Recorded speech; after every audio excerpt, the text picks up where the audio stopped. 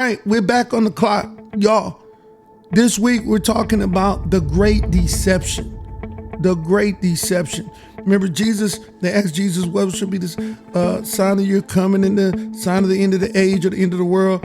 He said, take heed that no man deceive you. First thing he said was that the end times will be categorized with great deception.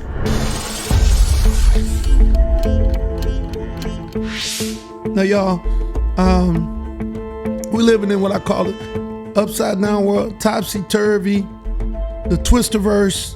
I mean, everything that was something now is something else.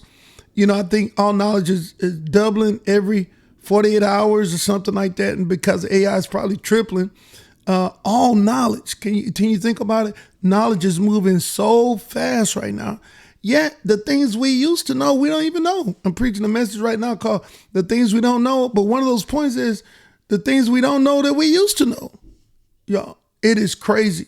I want to read this scripture to you out of Isaiah 5:19. Woe unto them that call evil good and good evil, that put darkness for light and light for darkness, that put bitter for sweet and sweet for bitter. Woe to them that are wise in their own eyes. Oh my gosh. Y'all, we're living in such a time. Y'all, we got a clip. Dwayne, I want you to play this clip. We showed it in our live service not long ago. These are the highest people in our land. A medical doctor who went to school for 12 years to be a medical, did you hear what I said? Medical doctor. Studied biology and anatomy like none of them before. When a doctor finished high school, it's like they starting over from scratch. Because, 12 years, first grade to 12th grade. They got to go about 12 years to go to school to get a medical degree and be called an MD. Now, this is one of the smartest people in the land, and yet couldn't answer a simple question.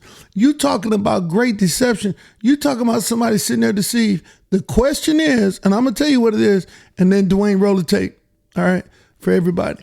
The question is, can a man get pregnant? Can a man get pregnant? Everybody knows the answer. Kids know the answer. Bulls and cows know the answer. Can a bull get pregnant? Can a rooster get pregnant? I mean, can a stud horse get pregnant? Everybody knows the answer. He should have changed the answer. Can a stud horse get pregnant? She probably could answer that. My goodness. Confusion, deception, changing things. She is a he and he is a she. You don't know if we're in the times? Dwayne, roll the tape. The clock. Dr. Verma, I wasn't sure I understood your answer to Senator Moody a moment ago. Do you think that men can get pregnant? I hesitated there because I wasn't sure where the conversation was going or what the goal was. I mean, I do take care of patients with different identities. I take care of many women. I take care of people with different identities. And so that's where I paused. I think, I wasn't sure where you were going with that. Well, the goal is just the truth. So can men get pregnant? Again, the reason I paused there is I'm not really sure what the goal of the question is. The goal is just to establish a biological reality. You just said a moment ago that science and evidence should control, not politics. Absolutely. So let's just test that proposition. Can men get pregnant? I take care of people with many identities, but can men get pregnant? I take care of many women that can get pregnant. I do take care of people that don't identify as women. Can men get pregnant?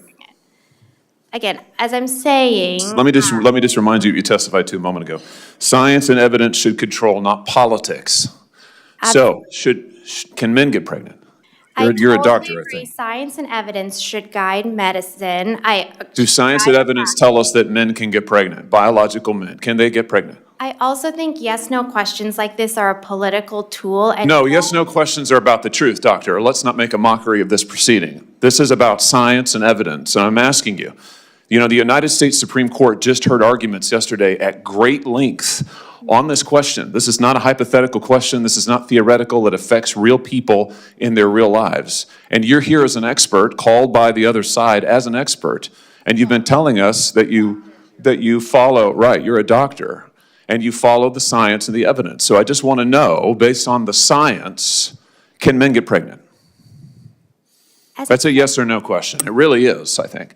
I think you're trying to reduce the complexity of a lot. I'm not. I'm trying to get, it's not complex. I'm trying to get to an answer, and I'm trying to test, frankly, your veracity as a medical professional and as a scientist. Can men get pregnant?